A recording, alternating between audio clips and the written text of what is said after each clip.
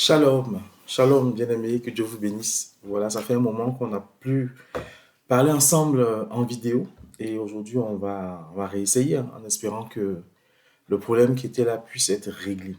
Je veux rendre grâce à Dieu, je veux rendre toute la gloire à Dieu pour vos vies. Je veux bénir le nom de Jésus pour ce que vous êtes, pour ce qu'il fait dans vos vies.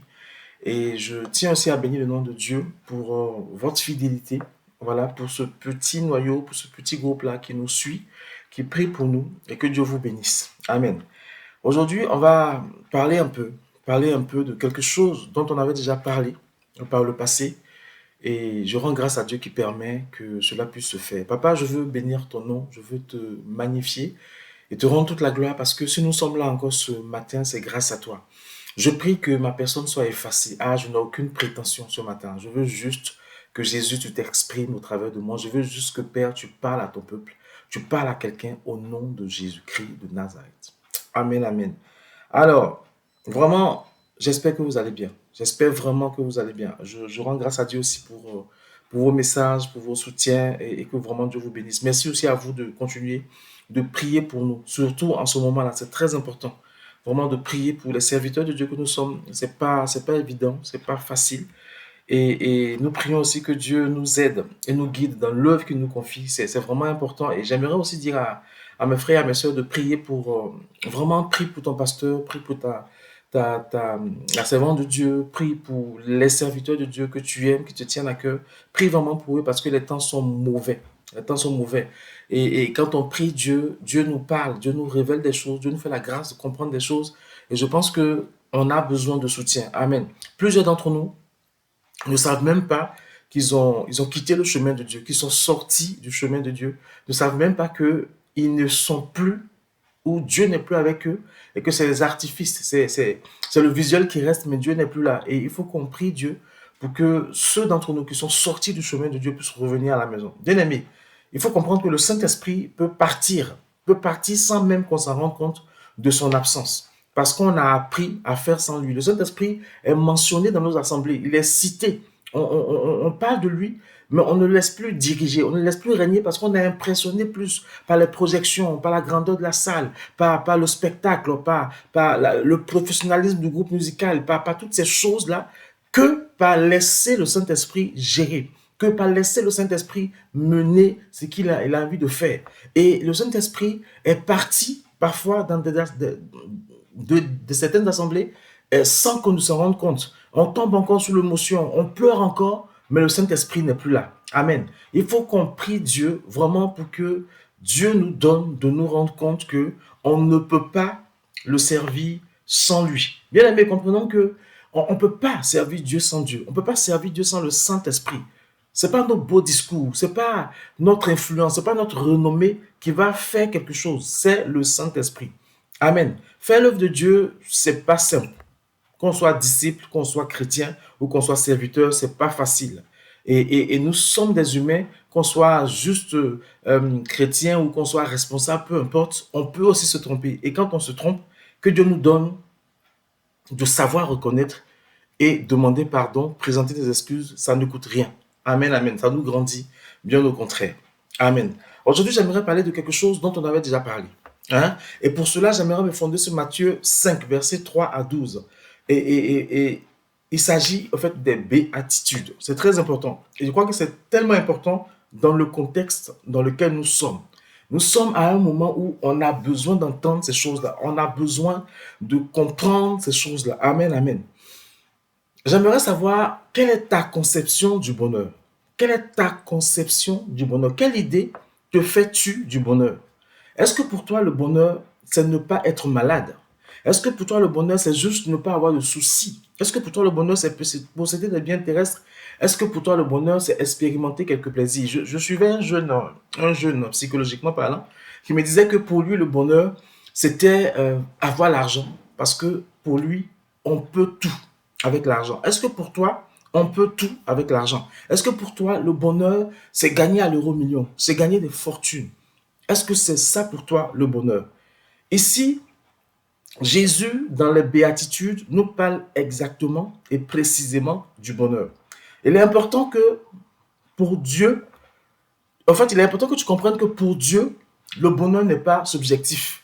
C'est-à-dire que ce n'est pas de ta conception du bonheur qu'on parle. Ce n'est pas pour toi ce qui fait le bonheur là que Dieu veut relever, mais Dieu veut relever ce qui pour lui est le bonheur. Et le bonheur pour lui, c'est un état spirituel, un état de bénédiction que le croyant vit chaque jour de sa vie. Amen. Donc le bonheur pour Dieu est quelque chose d'abord de spirituel. Amen. Et cela n'a rien à voir avec les choses terrestres, mais le bonheur selon Dieu est directement lié au ciel, au royaume des cieux. Il est important de savoir ça. Amen, amen. Et l'enseignement des béatitudes, c'est exactement ce dont Jésus veut parler. Jésus veut nous parler du bonheur. Et ces quelques phrases que Jésus prononce sont un appel à une vie juste, une vie intègre, afin d'expérimenter la bénédiction quotidienne. Et ainsi, vivre une vie heureuse, non pas à la manière des hommes, mais à la manière de Dieu. C'est exactement ce dont Jésus veut nous parler. Je rappelle, ou je précise, que le terme béatitude a pour définition félicité parfaite. C'est ça, les béatitudes. Et si on a appelé ces 8 expressions béatitude, c'est parce que la version latine commence par beati, qui signifie bienheureux. Bien aimé, le bonheur ne se qualifie pas selon ton idée du bonheur. Ce n'est pas selon ce que l'homme pense bonheur, mais le bonheur est directement lié au royaume de Dieu. Le bonheur est directement lié à Dieu. Et ça, il faut qu'on comprenne cela. On est nombreux chrétiens à souffrir parce qu'on dit qu'on n'est pas dans le bonheur, parce qu'on n'a pas ce qu'on veut, on n'a pas ce qu'on désire, et on se met dans des états, lamentables, parce que notre définition du bonheur n'est pas satisfaite. Amen. Il faut comprendre que les béatitudes ici expriment les voies d'accès au royaume de Dieu qui se manifestent par un bonheur sans égal. C'est très important. Chrétiens, c'est quoi pour nous être heureux? On va définir un peu ce que c'est que être heureux. Être heureux, c'est simplement être agréé de Dieu.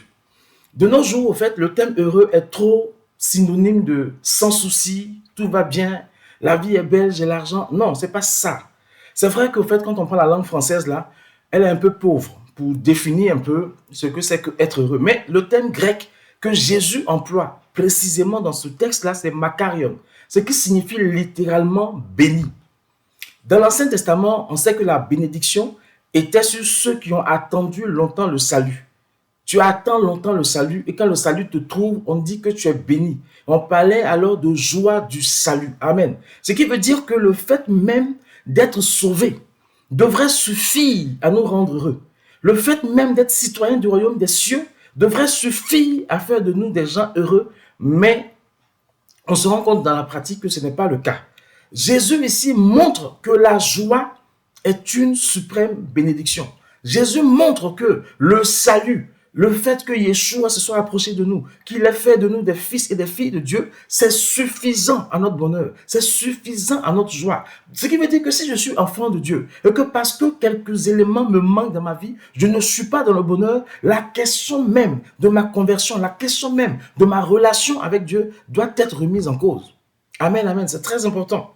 La bénédiction de Dieu entraîne la joie du cœur. De ce fait, on peut traduire chaque béatitude sur le modèle suivant, et certaines versions en parlent déjà. Donc, on peut traduire cela par « Bénis sont les pauvres en esprit, parce que le royaume des cieux est à eux. Bénis sont ceux qui sont en deuil, parce qu'ils seront consolés. Bénis sont ceux qui sont doux, parce qu'ils hériteront du royaume de la terre. Bénis sont ceux qui ont faim, amen, et soif de justice, parce qu'ils seront rassasiés. Bénis sont les miséricordieux, parce qu'ils obtiendront miséricorde. Bénis sont ceux qui sont purs de cœur, parce qu'ils verront Elohim. Bénis sont les pacificateurs, parce qu'ils seront appelés fils de Dieu. Bénis sont ceux qui sont persécutés à cause de la justice, parce que le royaume des cieux est à eux. Bénis serez-vous quand ils vous insulteront, et qu'ils vous persécuteront, et qu'ils diront forcément toutes sortes de mauvaises choses contre vous à cause de moi. Réjouissez-vous et exultez, parce que votre récompense est grande dans les cieux, car c'est ainsi qu'ils ont persécuté les prophètes qui ont été avant vous. C'est comme ça qu'on peut traduire tout le texte de béatitude qui commence par heureux, heureux, heureux. On peut commencer par béni, béni, béni, amen. Parce que la béatitude, c'est la félicité parfaite. Donc, c'est béni. Amen. La Bible nous enseigne que ceux qui sont bénis sont ceux qui sont agréés de Dieu.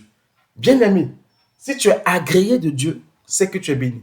Ceux qui ont reçu l'approbation divine sur leur cœur, ceux qui ont le sceau du Saint-Esprit, et que cela est clairement identifiable, sont ceux-là qui sont bénis. Il est donc clair que la bénédiction de Dieu n'a rien à voir avec la richesse, avec les possessions ou encore une certaine supériorité spirituelle. Non, être béni, c'est être agréable au Seigneur, c'est donc vivre une vie qui lui plaît. Si tu vis une vie qui plaît au Seigneur, mon frère, ma soeur, tu es béni. C'est ça la béatitude, c'est ça la bénédiction, c'est ça qui nous procure la joie.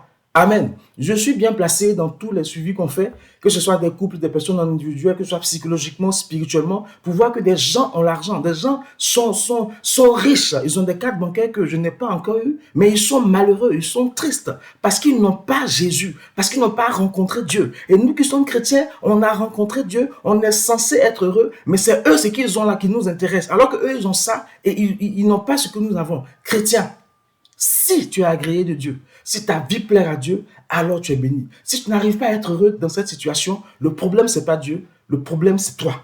Amen, amen. La question qui se pose est de savoir comment plaire à Dieu. Puisqu'on dit que si notre vie plaît à Dieu, on est béni. Si on est agréé de Dieu, on est béni, on est donc heureux. Comme on a vu, pour plaire à Dieu, il faut lui être agréable. Pour lui être agréable, il faut être en relation avec Yeshua par la foi. Il n'y a donc aucun mérite en nous qui pourrait retenir l'attention de Dieu sur nos vies. Amen. C'est Jésus-Christ qui fait que Dieu nous regarde. Quand Dieu nous voit, il voit Jésus en nous. C'est ce qui fait qu'il nous a aimés aussi. C'est ce qui fait qu'il laisse tomber tout ce qu'on a fait qui mériterait qu'on soit puni. Mais Jésus, son Fils, il le voit en nous. Amen, amen. Il faut comprendre, bien aimé, que la bénédiction n'est pas dépendante de mon statut. Elle n'est pas dépendante de ma position. Elle n'est pas dépendante de ma condition, mais elle dépend de Jésus-Christ seul et de sa grâce. Amen. C'est sur les mérites de Yeshua HaMashiach que je peux obtenir la bénédiction, l'approbation divine, et c'est par la foi. C'est important. Et quand on lit Hébreux 11, verset 6, on voit qu'il n'est pas possible d'être agréable à Dieu sans la foi. Et c'est en croyant dans l'œuvre rédemptrice de Yeshua que je peux bénéficier de la bénédiction de Dieu. En cela, on peut dire que les béatitudes ne sont plus un appel à obtenir les choses, non, ne sont pas un appel à obtenir les choses de Dieu, mais c'est un appel à être quelqu'un pour Dieu, à être ce que Dieu veut. Jésus nous appelle à rechercher l'approbation divine sur nos cœurs. C'est très, très, très important. Amen, amen. Et être heureux, c'est être dans le royaume de Dieu. Quand on lit les béatitudes, on se rend compte que Matthieu a voulu insister et démontrer que l'état de bénédiction spirituelle est intimement lié à l'appartenance au royaume des cieux. C'est ainsi que nous pouvons considérer que les béatitudes sont les normes du royaume des cieux. Et quand tu dis que tu es chrétien, ce sont des normes que tu dois respecter. Nous savons tous que l'expression royaume de Dieu ne signifie pas que un endroit précis, un lieu précis pour le moment en tout cas, mais cela est synonyme de l'action souveraine de notre vie, de l'action souveraine de Dieu sur notre vie. C'est pour cela que Jésus dit que le royaume de Dieu s'est approché. C'est-à-dire que Dieu veut agir, mais souverainement sur notre vie. Il veut faire de notre vie ce qu'il veut. Et quand on le laisse faire de ce qu'il veut de notre vie, c'est en ce moment seulement que nous connaîtrons le bonheur. Amen. Appartenir au royaume de Dieu, c'est se placer sous l'autorité du roi de ce royaume, Yeshua HaMashiach. C'est le laisser appliquer ses décrets sur nos vies. Parce que nous, on déclare en disant, je décrète et je déclare. Je dis, non, c'est pas ça. C'est à laisser appliquer lui-même ses décrets sur nos vies, qui nous donne les décrets, pour que nous puissions nous fonder sur ces décrets-là pour déclarer. Amen, amen. C'est littéralement accepter la seigneurie de Christ dans les moindres aspects de notre vie. C'est ça que Jésus attend de nous. Et on va finir avec ce troisième point. Être heureux, c'est être participant de la vie du royaume des cieux. En étant soumis à Jésus, je bénéficie de la vie qui découle du royaume de Dieu, de la vie éternelle. En étant soumis à Jésus, chaque chose que je fais, approuvée par Jésus, l'éternité de Dieu circule dans ces choses. Et c'est cette éternité de Dieu qui va faire que ces choses-là vont pouvoir prospérer. Ces choses-là ne connaîtront pas la mort parce que la vie éternelle de Dieu est dedans. C'est très important. Et cette vie éternelle est décrite dans les béatitudes par les caractéristiques de ceux qui sont bénis. Il est intéressant de noter que ceux qui bénéficient de la vie du royaume sont ceux-là qui sont bénis donc de Dieu. Et ils sont donc agréés de Dieu. Ils ne seront par conséquent pas agréés du monde. Ça, c'est normal. Amen. Christ veut donc faire grandir cette vie du royaume en nous. Et plus la vie du royaume grandit en nous, plus la vie de ce monde nous quitte. Et nous nous attachons davantage aux choses de Dieu. Bien aimé, pour cette première partie, Je vais déposer ça sur votre cœur et je prie vraiment que vous puissiez relire les béatitudes, et vous puissiez relire vraiment ces choses-là et laisser l'Esprit de Dieu vous faire vivre le bonheur que lui-même l'attend de vous. La prochaine fois, on va poursuivre sur les différents points des béatitudes et on va essayer de parler de chaque point et on va finir un peu sur cette exhortation. Que Dieu vous bénisse. Merci pour l'attention et je prie que l'Esprit de Dieu vous parle, vous touche, vous transforme et vous fait vivre le bonheur, pas comme vous le voulez, mais comme lui, Dieu, il veut, dans le nom de Jésus. Shalom, shalom.